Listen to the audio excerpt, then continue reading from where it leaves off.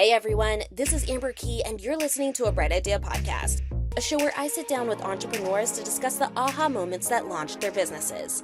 On this week's episode, I sat down with Annie Leverich, founder of First Light Coffee, a Maryland-based coffee company rooted in connection, community, and giving back. Before launching her business, Annie led the press team for USAID's Bureau for Humanitarian Assistance and held communications roles with the Chesapeake Bay Foundation in the UN World Food Program. Annie worked for USAID for over a decade, and when the Trump administration shut down her agency, her role disappeared overnight. At first, there was shock, and then she did the only thing that felt true: bet on a dream she had been saving for: a coffee company. In this episode, Annie and I get into how she went from working at USAID to taking a leap of faith into entrepreneurship, how she is blending her background in storytelling and humanitarian work to fuel her business, and her mission of giving back. Before we dive in, if you love what we're doing here at A Bright Idea Podcast, help us keep going. You can subscribe to this show to get notifications when new episodes drop. If you like what you hear, share this episode with someone who needs a little inspiration. And if you would like to support the show directly, you can donate to our Cash App at A Bright Idea Podcast. Lastly, if you're a business owner or a brand looking to connect with our growing audience, we'd love to collaborate with you. You can sponsor an ad within one of our episodes or sponsor an entire episode. Just reach out to us to learn more information. Now let's get into it. Here's my conversation with Annie Leverich, founder of First Light Coffee. All right, so we have Annie Leverich here from First Light Coffee. Thank you so much for joining A Bright Idea today. How are you? I'm doing well. Thank you so much for having me, Amber. Absolutely. I am super excited to have you on the show. But first, I have to give the listeners a little bit of a background. You went from working for the USAID and you were in an office, and now you work from home as a full-time entrepreneur. Like, how do you feel? Like, what are your days like waking up and working from your laptop in the comfort of your home? Oh, it's totally different. And frankly, to begin with, was very jarring where, I was like, oh, I can get up, I can work out, I can, get people ready for school, I can, do all these sort of things. And I had originally said to myself, oh, it's going to give me so much more time for like home stuff and family stuff.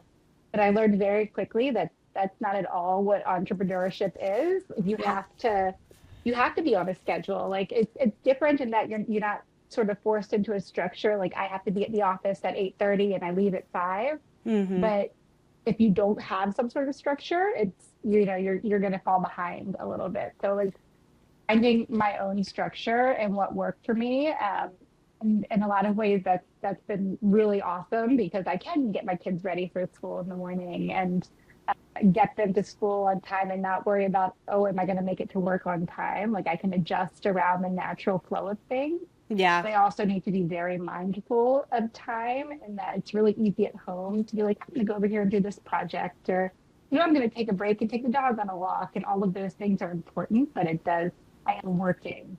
Yeah. It goes from being, I'm in an office and working, and I'm at my house and working and adjusting to like the environment and just being by myself now Yeah. too, where it's like I was with people and now I'm by myself all day. So it's like, how do I sort of adjust to that And also environment as well? motivate yourself to continue to have that structure. Structure is such a good word. That's actually not something that I hear as often when I talk to people on the show, which I'm actually surprised about, because being an entrepreneur is all about structure and all about creating those sort of systems so that you can achieve the goal, but also, don't burn out and stay on track. So that's fascinating. Would you say you're a structured person? I am. I like thought for a long time that like, oh, I think I would thrive outside of a structure, but I've definitely realized that I am a structured person. Like I like having my days blocked out. I like knowing what I'm going to do at what time, just sort of having sort of a natural way that my day fits together, Mm-hmm. and knowing like sort of what comes next in the day. Yeah, absolutely. Before we get started, I love to play rapid fire with my guests, just to get to know you a little bit before we jump into your business. So if you wouldn't mind, would you like to play? Sure, let's do it. All right, let's go. So what is your favorite way to take your coffee? I just take it with a little cream. Okay. Hot. I'm a hot coffee person, not an iced Okay. coffee person as much. And just a little cream. Are Mhm. you like a half and half, or like do you like oat milk or almond milk? Do you have like a specific type of cream? Yeah, I do half and half or whole milk if I don't have half and half. Oh, so you're like a traditional coffee I'm very drinker. traditional. Yeah, yeah. Oh, you are not getting fancy. Simple. Yeah. Yeah, Yeah. everyone is into, the oat milks and the almond milks now because for me, I'm lactose, so I can't take like the half and half, but like that Yeah. is like your traditional way of drinking your coffee. I love that. Yeah. That's so cool. Okay, what is something about starting a business that no one told you about? I think the biggest thing for me is just that you're responsible for everything. At least initially, it's all on you to sort of figure out, and whether that is figuring out how to outsource or figuring out, what your priorities are. It's all sort of on you as the founder to figure out, what drives the business, which can be a heavy load to carry. No, totally. What's one word that describes the chapter of your life right now? Oh, I would say reinvention. This is a totally different chapter than anyone before. Totally different part of my career. So I feel like I'm sort of reinventing my career and myself a little bit in all of this. That's a great word. If someone told you 10 years ago that you would be an entrepreneur, would you have believed them? Yeah, I think I would have. I think it's something that I've always sort of seen myself as someone who would one day start a business. And this is just sort of the kick that I needed and got, whether I wanted it or not. But I think I would have, and I would have been glad to hear it.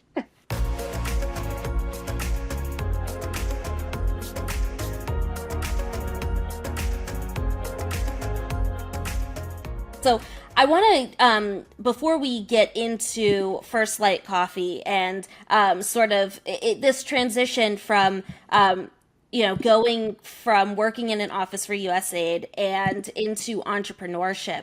One thing that I found really fascinating when you and I were speaking was your background in communication and journalism. And you used this term that I love because it's kind of all encompassing, but you talked about being a storyteller.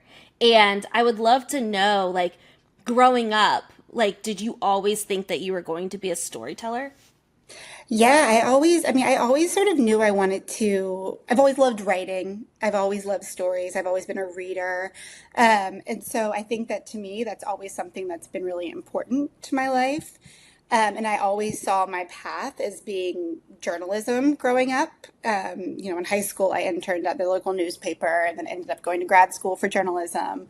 Yeah. And my career initially started in journalism, but it's always been such a big love of mine. And then when I transferred into communications from journalism, you see so much of the importance of storytelling for an organization or a business and just how we talk about ourselves and Mm-hmm. whether the people we help or, why we do what we do or, what led us here that I think is just so important to business and to organizations. So it's always been such a huge part of who I am and sort of what I see my career as. And so it was always the biggest sort of thread throughout my career was the desire and ability to tell a story and find a story or see a story in any chapter. I'm fascinated with your trajectory in your career from journalism into the communication side, specifically on the USAID side. I would love to know how you even landed that role and what that role encompassed. Yeah, so when I was at NBC News, and when I left NBC News, I went to go work for the UN, the World Food Program. And I was in a communications role there. And that's where I sort of fell in love with the humanitarian work that was sort of the bread and butter of USAID. Yeah. And that's where I learned a lot about USAID. So a few years later, I saw a job opening at USAID and went out for it and got it. And then I started as a press officer, and then ended up working my way to the press team lead position. but yeah, I mean, it was sort of, I fell in love with the subject matter. I fell in love with the work, and that sort of humanitarian world, and I wanted to find a way to stay in it. And so USAID was the perfect place for me to land, and I loved being there. I mean, I loved my team. I loved the stories we got to tell. I loved the work we do. It was really hard. I've been thinking about it a lot this week with the hurricane that just hit Jamaica. Yeah. That would be a huge part of my work would be, telling the stories of the Jamaican people and, supporting the people who are on the ground helping and the organizations on the ground helping. So now from afar, it's a totally different experience and just like watching and, wondering about how the response, how are people responding? And, being on the other side of it is just a totally different experience, but resonates. Yeah. Well, something that I also would love to talk about in this episode is the fact that you worked for USAID for a decade. Was that correct? A little less, yeah, A yeah, a little little less. less than a decade, yeah. Yeah, a little less than a decade. You worked in international crisis response and communications, and you loved this job, but USAID, as people know, was dismantled a few months ago. Talk to me about that and sort of. I mean, it wasn't you talked about one day wanting to start a coffee company, but it wasn't in the cards at the time that you were going to start this business. Like, what sort of happened, and how did you find out that USAID was going to be dismantled and that you would not have a job? Yeah. So in January, I would say leading up to January, after the election happened, there was a lot of talk about sort of what would happen to USAID's funding and what would change. And the constant refrain from myself, who had been through a presidential transition before, and others, was that things will change, but in general, foreign assistance, especially USAID's work, broadly, especially humanitarian assistance, has bipartisan support. So we have nothing to worry about. Like, we will be fine. And then January came around, and that became very clear that that was not actually the case. Starting, I believe it was mid-January, shortly after the inauguration, they did the foreign assistance pause, and many of our contractors were let go, which was a big day. A big part of USAID is supported by contractors. They do really important work, so they were furloughed. And so that was, I think, when we realized that, things are really going to change. And then slowly after that, it was a trickle of they closed our offices. They went sort of, there were different hiring mechanisms. So it became a question of, okay, so if I'm this type of employee, like, does that mean that I'm safe? Well, if I'm not, then am I safe here? But all in all, it became clear, I think in about March or April, that we would be fully dismantled. I found out in April, I believe, that my job would be ending on July 1st. So I had at least a little bit of a runway, but it was incredibly jarring to know that not just myself, but all of my colleagues would be out of the job. And it's not just that we would lose our jobs, but because USAID was going away, Yeah. all of the organizations that we funded then no longer had funding to support their work. So the entire industry was really damaged by USAID's dismantling. And so, in terms of looking for a job and thinking about what's next, I think for myself and for a lot of people, it's like, well, this industry no longer exists. So how do we think outside of the box?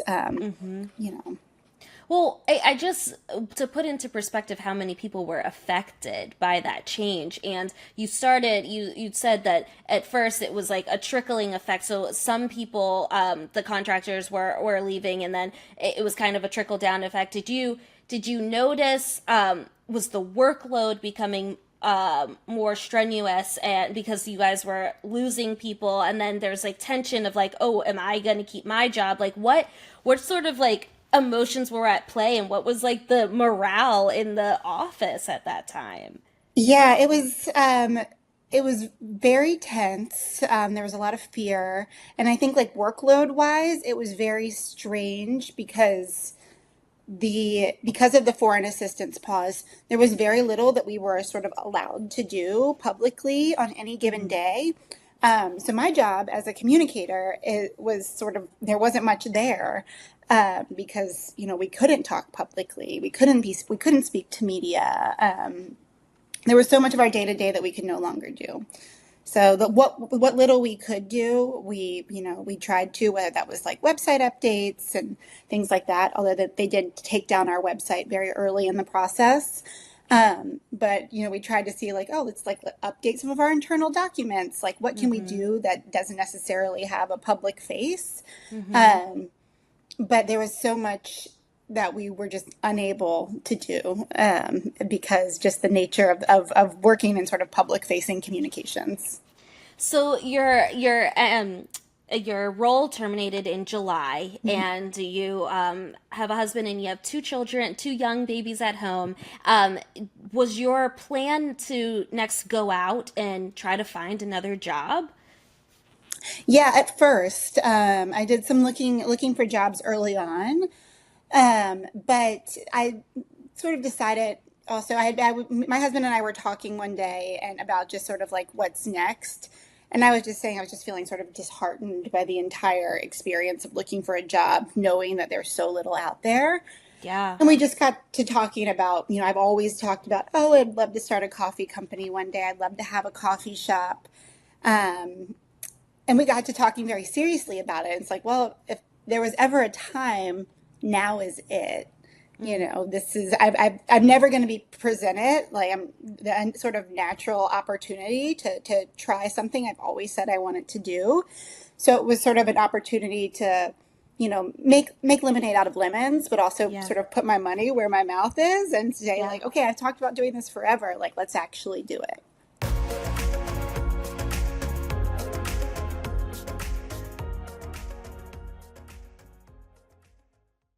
All right, guys, have you ever wondered what it's like to enjoy a luxury cigar experience on wheels? Meet the Infinity Mobile Cigar Lounge. Founded by Tara and Quincy Tucker, this isn't your average cigar lounge. It's a 28-foot trailer transformed into a luxury haven, complete with TVs, a humidifier, Bluetooth, Wi-Fi, music, and a vibe that's simply unmatched. Whether you're hosting a wedding, corporate event, or just a backyard gathering, Infinity Mobile Cigar Lounge brings the party to you. With top-notch customer service and a selection of cigars that cater to every palate, it's an experience you won't forget. Support a business that's all about family, community, and creating unforgettable moments. Visit infinitymobilecigar.com to book your event today. Infinity Mobile Cigar Lounge. Book now and elevate your next event. What was the moment or like the realization that was like, I'm going to start this business? Like, what you mentioned that you guys had talked about it and then it got like pretty serious in conversation. What was that? Can you take me to that time where you were like this is my aha moment. This is what I'm going to do. Yeah, it's actually so crazy. We were talking about it. We were out to dinner, and my husband and I were talking about the business and what would we call it and how would it work. And the table next to us leaned over and they said, "Sorry, are you talking about starting a coffee company?" And we were like, "Yeah." And the woman was like, "I own a coffee shop. Let me help you." What? Yeah, it was so crazy. And, we texted a few times. It didn't work out for us to sort of work together, but it was Yeah. this sort of moment. We were like, okay, this is no matter what, this is the universe saying, Yeah. go ahead, like go forth, try this out. So that was Yeah. sort of the day we were like, all right, I guess I'm going to jump and see what happens. So what are like the first steps then? Was it you and your husband came up with First Light? And like first of all, where did that name come from? And then how do you, take this idea and turn it into action? Yeah. So the name, we live right by the water. The Chesapeake Bay is across the street from my house. And we wanted sort of a nautical reference. And so, when with boating, especially, you talk about leaving at first light, things happening at first light. And so we sort of landed on that. It has the tie-in to mornings and to coffee as well. And then the first steps, it is sort of a lot, it's like sort of learning as you go. So it's, I set up the business, establish my LLC, all of that. But then it was okay. So we're gonna the original idea that we're still working towards is to open a coffee trailer. It was like, okay, so I have to find a trailer to build Yeah. out, and so that took a lot of work. It was a lot of like, combing Facebook Marketplace to see what's out there, but also learning that maybe that's not the best way to go because there's a lot of, sketchy stuff on there too that may not work out. And then so finally finding a trailer, but then also talking to, I knew I wanted my own coffee brand. So also spent a lot of time reaching out to roasters and sort of identifying myself, like which types of coffees do I want to have and which roasts and, who do I want to work with and where do I want to work with them? So figuring out sort of the logistics of Yeah. it all as well. But I feel like for me, it was very much, I didn't spend much time planning. I just started doing and just sort of figuring it out as I went along. And, there have been days where I'm like, oh my gosh, I just wasted an entire day like pursuing this crazy rabbit hole that was like total waste of time. And then the next day I'm like, oh, okay, this was a great day. Like, we made a lot of sales or we found our roaster or we, designed our logo, like, sort Yeah. of the little things that sort of all come together to make a business. No, I love that. And so how did you find like the actual roasting beans and then sourcing the products and finally opening the doors? Yeah, so I started to think about roasters. Long term, I would love to start roasting my own coffee. Right now, I work with an established roaster called Orinoco Coffee, who's based in Anne Arundel County, in Maryland, where I'm based as well. So I started like looking around for roasters who will work with small businesses on sort of private labels and figuring out which roasts and which beans and sort of go through the process with them and ended up talking to Orinoco. They've been amazing. I worked with them to sort of design my bags Yeah. and select which coffee beans I would be using and sort of all of that. And it was also really important to me, coffee is such a big industry. It was also really important to me to make sure that I was working with someone who I know is an ethical brand and works directly with farmers and all of that. And so that was really important to me as I was searching around. So it was sort of just kind of doing my research and also finding who you mesh with and certain who you're partnering with. So it all took some time, but landed there, and then sort of started focusing on selling online. And that's sort of where we really got started on online and then also building up on social media and things like that. But then also have now started doing some events and markets and those sort of in-person events that I would love to pursue more and more, especially as we get up and running with our coffee trailer, to sort of roll things out to more people in the flesh. Yeah, I love that. And I love that, too, you mentioned that there are so many coffee brands out there, but that you really wanted to make sure that yours was sort of has the tie into the humanitarianism that you came from USAID. And like, what would you say is like the mission of your coffee brand and how you're like delivering that to the audience? Yeah, I mean, my mission is to let me start here. My coffee, I feel like coffee brands, I keep saying this to people, coffee brands in coffee shops are kind of a dime a dozen. They're everywhere. You see them all over the place. But the thing that, is really core to First Light is that I always want our business to be centered primarily on community and giving back. So we give 5% of our profits to organizations supporting communities through food and nutrition assistance, and that's I feel like really core to me as someone who came from a humanitarian assistance background, but is something that I wanted to start even when I was making $0. I want to make sure I'm starting from scratch. I am, this is a core of my business and is the primary mission of my business is to continue to give back, no matter what.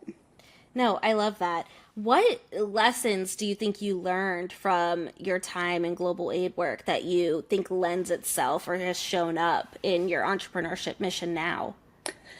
Yeah, I mean, I think a big thing is just, learning to take every challenge as it comes and sort of managing the stress of the craziness that can happen in any given day. I feel like coming from USAID and humanitarian assistance, there were days where it's like you just couldn't catch your breath, and it was like every problem was being thrown at you, but you get through it, and you figure out how to get through. And I feel that so much in entrepreneurship, where it's like some days I'm like, oh my gosh, like what am I doing? But you figure it out and you get to the other side. And I think so much is just learning that I got from being at USAID and in humanitarian assistance that I can definitely apply here, is that you figure things out as you go, and you don't let challenges stop you from what you're pursuing.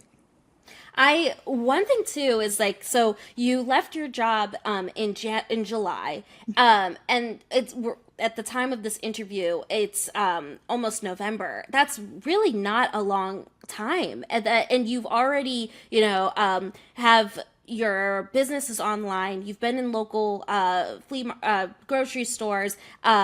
And you've been out in the community. And I love that you've mentioned that one thing that you've learned is that it doesn't have to be perfect. You just have to do it.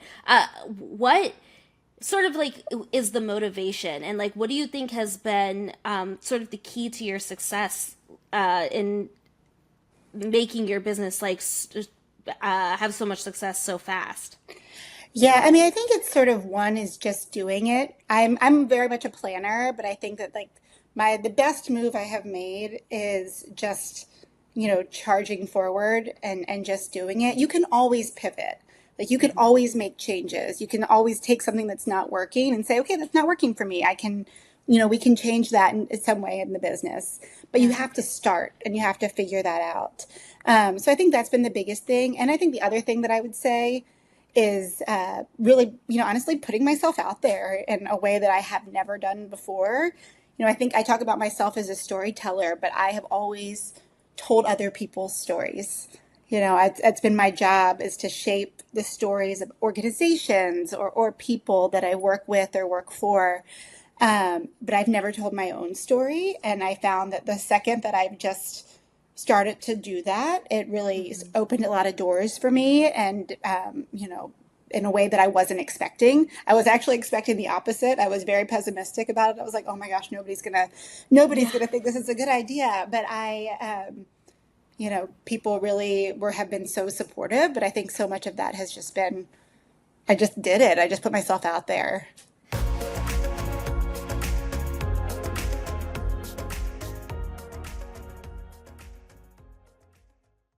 Hey y'all, I want to tell you about Liquid Intrusion Brewing Company, Prince George's County's first Black-owned brewery, founded by husband and wife duo Jasmine and Andrew Dill.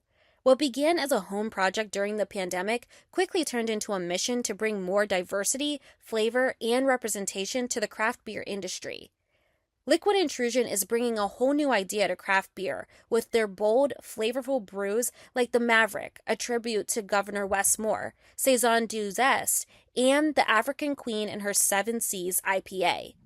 You can find all of their beers in local grocery stores and beer distributors in the DMV by going onto their website. You can also listen to their episode on a Bright Idea podcast anywhere that podcasts are available to hear more about their story. May the liquid always prevail. Talk to me about the storytelling aspect of it, though. Like, how are you using storytelling and your background in storytelling to sort of like shape and build and like market this brand?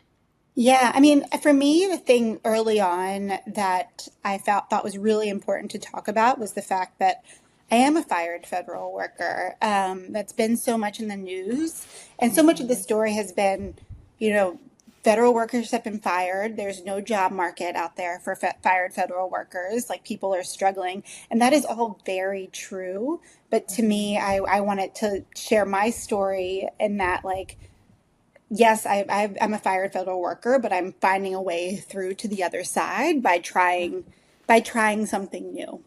Yeah. And so I think to me that has been the story that I've been like hoping to get across to people, is that this is a really hard time for federal workers, but there are ways through it. I think that, and we talked about it in the beginning of the episode, like that is the piece that is so inspiring because there's such hard times right now. It is hard to find a job. It's hard to make money at this point. But do you keep in touch with anybody that you used to work with that decided that they didn't want to go back into the workforce either, and they're kind of paving their own way? Yeah, I mean, I think that it has been really inspiring. I mean, the people that I worked with at USAID, it's such a family, and I think because you work in such stressful environments, but there have been people who have started like consulting businesses and done side projects or just taking a break and sort of figuring out what's next. But yeah, there are others. There's actually like an internal, not internal because nobody's internal anymore, but there's a platform where people who were formerly USAID can share their businesses, and they have like a map where everybody can see all of the people, all of the businesses founded by former USAID people. So you can sort of work with each other and interact with each other. So it's a very supportive community, and I think people are putting it all out there. I mean, the people I worked with at USAID are just the most talented, smart people. And I think that everyone is going to sort of rise above this moment. And if USAID comes back one day, so will so many of those people. But right now, people are finding ways to pursue dreams or just try something new. And I don't think that you have lost your mission either. Like your mission is to help people and to give back to the community, which is exactly what you're doing with First Light. And so I would love to transition into the business and what you have to offer. Can you tell me a little bit about your flavors and talk about your coffee a bit? Yeah, sure. So we do whole bean coffee. Like I said, we work with an amazing roaster called Orinoco. We do a Colombian roast, a Colombian dark roast, and an Ethiopian medium roast. We keep it really simple right now and just do those two roasts, whole bean or ground. We can do ground coffee as well. We sell it online in 12-ounce bags. And then we also do a lot of sort of like lifestyle items as well. So we have mugs from local artisans and things like that, bags, t-shirts, the like. So yeah, but right now it's very simple, but it's the coffee is amazing. I think the biggest thing for me, one of the biggest things for me, was just quality, and the quality of the coffee is the best I've ever had. What was sort of like the taste testing or like the iterations that you went through to find what you think was going to be marketable for your business? Yeah, I think for me, it's like I know what I like. I know that I like a darker roast and, sometimes a medium roast. And so I kind of started from there. And then working with the roaster, I sort of talk them through sort of what my preferences were, what my regional preferences were. I love East African coffee, so I knew I wanted something East African. And then Colombian coffee is also very popular, and so I wanted to do something South American as well. So we sort of talked through all the sort of my preferences, and then they provided me a number of samples of, here's sort of the things that we think will sort of meet your needs and sort of meet your palate. And then I narrowed it. I thought a lot about how many coffees to do. And decided to just start small with just two roasts. I don't want to overwhelm customers, but have thought, also longer term about introducing more like some blends and, more roasts and things like that as we sort of become more established. But wanted to keep it really simple for now as to, things I know are quality, and also, are personally something that I enjoy as well. Totally. Well, you said earlier when we spoke, you talked about First Light, and it was built on the belief that every person deserves an opportunity to thrive. Like, how does that philosophy show up in your business on the day-to-day? Yeah, I mean, I think that the biggest thing is just the ways that we give back. Right now we're, like I said, we're doing 5% of our profits to community organizations. But I think that also, and just sort of I try to really bring that belief into the core of sort of the messages that I share. So also on my social media, I share ways to help in the community and sort of little ways to give back because I want it to be bigger than the coffee. I want the coffee is obviously so core to the business. It is the business, but I want to make sure that the messages that I'm sharing and also how what I do with the profits I make all sort of feed into that goal of helping people thrive. What has been the response from the people that have tasted your coffee thus far? People have loved it. I've gotten nothing but positive feedback. I've seen, lots of repeat customers. It's funny because, especially early on, so many of my customers were people that I used to work with, or, people in my personal community. And then as we sort of gone on, I've seen just such growth from that. And it's funny because I'll say to my husband, I'll see somebody put in an order and I'm like, do you know so-and-so? And he's like, no, why would I know that person? And I'm like, oh, I just assumed like it's somebody we know. But, you see these little ripples of growth of people who like keep coming back and, want to buy your coffee and want to support your work. Where do you think that those ripples came from? Is it because you're now in the grocery stores or you've been out in the community at like local farmers markets? Like how do you think that your message has just like blown up? I think it's a little bit of everything. I think one is just persistence on social media and otherwise. I think locally in my community here, I've had such a good response where I am in the grocery store. But people will reach out to me on email and say like, hey, the grocery store is out of coffee. Like, can I come by your house and get it? And I'm like, sure. Like, like whatever. That sounds great. I've also been really lucky to have people willing to share my story. So the Baltimore Banner, a local newspaper in Baltimore, one amazing newspaper in Baltimore, did a profile of myself and my business, and that was huge for me and for the business in terms of introducing us to new audiences that wouldn't naturally follow me on social media or like see my LinkedIn post about my business. So that was big. So I think it's just finding new avenues to tell the story, and then just persistence is the biggest thing. I think also just reaching out to other whether it's other coffee companies or other entrepreneurs or, just finding ways to sort of build community, I think just naturally drives people to want to see what you're about and want to try your product. So what do you think is next for First Light? Oh, great question. I think one is, obviously we're working towards building up our coffee trailer.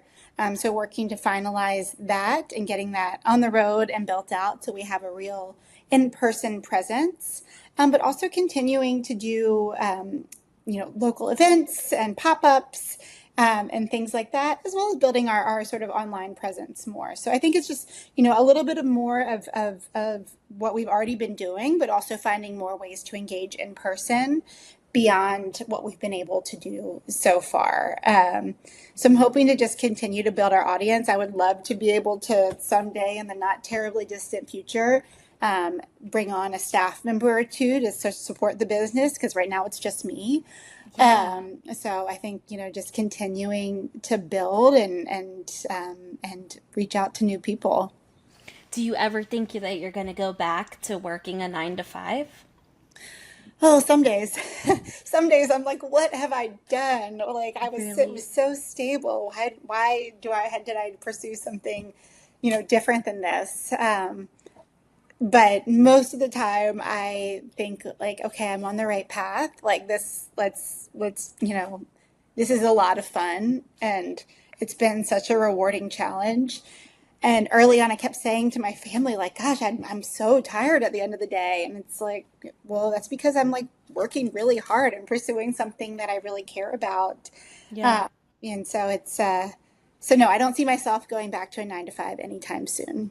But in those moments where you are like, oh my gosh, what in the world did I do? What are the moments that bring you back to your why of like, no, this is what I'm supposed to be doing?